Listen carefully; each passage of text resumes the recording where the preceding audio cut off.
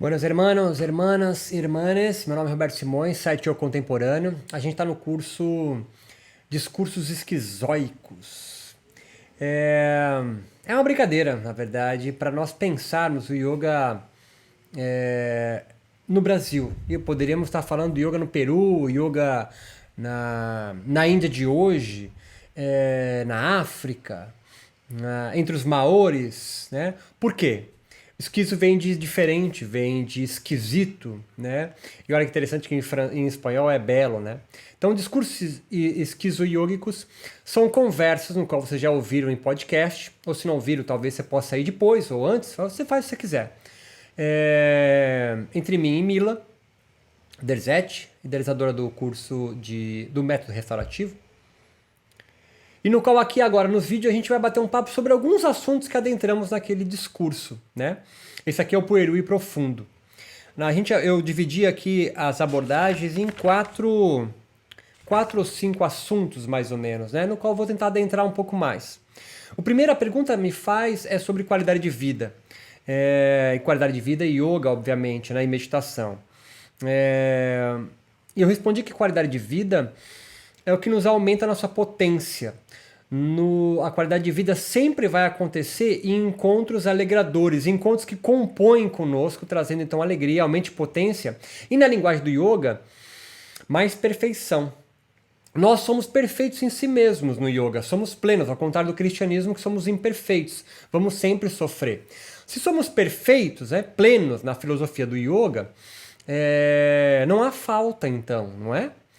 Então nós somos sempre perfeitos, mas há alguns encontros que estamos mais perfeitos, mais alegres, aumento na potência. Portanto, a qualidade de vida está aí, na busca por mais encontros alegradores, mais encontros potentes. Então, é possível criar um ambiente estável dentro de mim? Essa é uma discussão muito forte no yoga. Não discussão, mas é um senso comum, eu acho, dentro das pessoas que praticam yoga, falam sobre yoga, versam sobre yoga e meditação.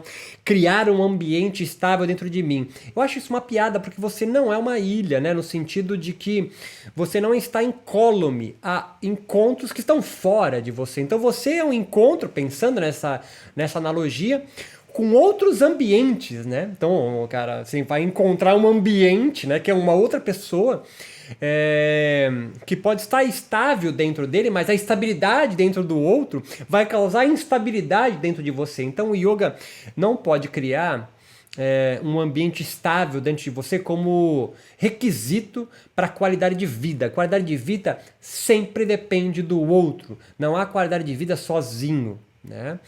Você é um indivíduo, mas um indivíduo, de certa forma, também sujeitado a um meio onde você está. Portanto, você também se faz sujeito nessa acepção. Então, o yoga, ou introspecção, não traz uma qualidade de vida, mas o diálogo que está atrelado a essa filosofia do yoga, por exemplo, a alimentação, a bons relacionamentos, até algumas virtudes, né? Alguma moral contida no yoga, como no yoga de Patanjali, por exemplo, ele vai descrever, então, de uma certa forma, 10 virtudes, está contido no Yama e Niyama, desde a não violência, a entrega total da sua vida e consagração a Deus, né? Então, qualidade de vida não está ligado a algo que você consiga sozinho, né? Mentalizando, falando 10 vezes na frente do espelho uma frase. Você viaja, né? A segunda pergunta é o que é ser yogi ou yogini? O yoga está intimamente ligado, eu entendo, à cultura onde ele é transplantado. Então, no Brasil, a gente sempre entende que o brasileiro, por exemplo, no yoga, né? Mas outros exemplos também. Vamos ficar aqui no yoga e na meditação. O brasileiro sempre é carente de algo, né? Falta o brasileiro a disposição, falta o brasileiro a ascese necessária, a disciplina necessária para a advinda do yoga. Então o yoga no Brasil, ele é muito a asana, né? Não é, cara, é que você coloca a régua ocidental ou a régua indiana para medir uma cultura que não tem nada a ver com a Índia ou Europa, né? Nós não somos ocidentais, nós não somos indianos. E o yoga ideal não é o yoga indiano, né? É o yoga adaptado à minha cultura. Ou não? Ou você pode entender que eu preciso me estar sujeitado à moral e às virtudes indianas para aí sim ser yogi. É um rolê teu. Não, para ser yogi eu preciso me sujeitar às virtudes e à moral e os códigos sociais indianos. Então, beleza. Então, se você for mulher e está me assistindo, vaza, porque você tem que estar na cozinha com a sua sogra preparando chapati, chai para mim e outros homens no qual estão aí com você. Porque é uma sociedade sempre foi misógina, estratificada em castas, portanto sem mobilidade social. É uma sociedade no qual o Vedas, os Brahmanes, o Brahmanismo, o hinduísmo, se você preferir, portanto Patanjali, o cara que escreveu o Yoga Sutra, defendeu, tá certo? Defendeu. Então, quer ser yogini para mim é praticar o yoga, mas sempre adaptando a sua cultura. O que para um ortodoxo, um mais tradicionalista, é deturpação, para mim é riqueza, é pluralidade. E se você for pensar em dois yogis no Brasil, Hermógenes e De Rose, o cara mais ligado à ascese, tanto que o slogan dele hoje é o yoga para alta performance, seja a melhor versão de você mesmo, claro que você pode pensar de diversas formas isso. Não foi tão popular o Swasti Yoga como o Yoga Terapia do Hermógenes, porque o Hermógenes sempre foi muito, o Yoga hermogiano foi muito mais plural, aceito as idiosincrasias no qual o brasileiro pertence, as contradições no qual o brasileiro pertence, do que o seu contemporâneo De Rose, né? O Hermógenes ainda hoje é considerado a grande referência do yoga no Brasil. Não sendo a única, óbvio, talvez nem a melhor, mas realmente ele é o mais bem quisto, pelo menos na sociedade yogica até os anos 2000. No Ocidente, então, Europa e Estados Unidos, ela é mais individualista do que o brasileiro. E o yoga veio se comportando de forma não dialógica, há pouco diálogo. No Brasil há mais diálogo? Também não, porque nós importamos de lá. Então, para ser yogini ou yogi, na minha concepção, o brasileiro, falando do Brasil, da cultura brasileira, deveria abrir mais ao diálogo. Isso iria facilitar a entremear mais com a nossa cultura e o yoga então começar a fazer mais sentido para os brasileiros do que um yoga importado dos Estados Unidos, da Europa ou um yoga indiano. Um yoga indiano importado direto para cá, sem fazer inovações, reenquadramento dessas inovações, adaptações, ele morre. Ele morre. Tanto que não há nenhum grande yogi indiano no Brasil fazendo sucesso. Olha só, um Swami no qual o Brasil colocou em capas de revista foi Prembaba. Gostando ou não? Não, é um Swami brasileiro, não é um Swami indiano. Né? Essa ascese no qual o indiano tenta vender para o Brasil e também o norte-americano e o europeu não pega tão bem. O brasileiro então não pensa no seu gozo imediato. Então o yoga no Brasil, ou ser yogini ou yogi no Brasil, está ligado ao gozo imediato na imanência. O yoga então pratica asanas, pratica pranayama para um bem-estar imediato. Ele não está pensando no futuro. Ele não se priva, não tem ascese, pensando num gozo futuro. Olha a frase típica de brasileiro: o futuro a Deus pertence. Então ele está sempre ligado no seu gozo imediato. O yoga no Brasil tem essa característica. Talvez eu não tenha tempo para escrever mais sobre yoga no Brasil. Aconselho a ler o Yoga Malandro, Liberdade, Sofrimento e Outras Ficções entre Yogis e Yoginis do Brasil, meu novo livro na editora Dialética, lançado em 2020. A terceira pergunta é por que estamos presos com portas abertas? Ou um outro nome que a gente pode dar para isso é a servidão voluntária. E aí eu descrevi dois tipos de pensamento, assim. A ideia eu já descrevi aqui antes, do perfeito, né?